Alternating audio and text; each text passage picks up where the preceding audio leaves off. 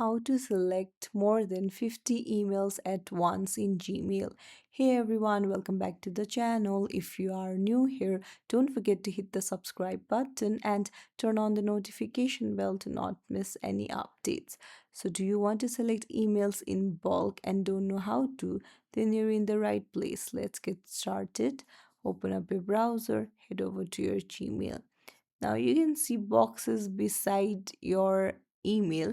Now if you tap on it separately, then it takes a lot of time. What you can do is go to the box at the very top, tap on it, and you can see all 50 conversations on this page are selected. You can select all 94 conversations.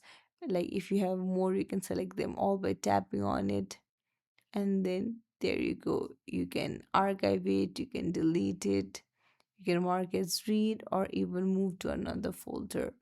So, if you found this tutorial helpful, don't forget to like the video and subscribe to our channel. Thank you for watching.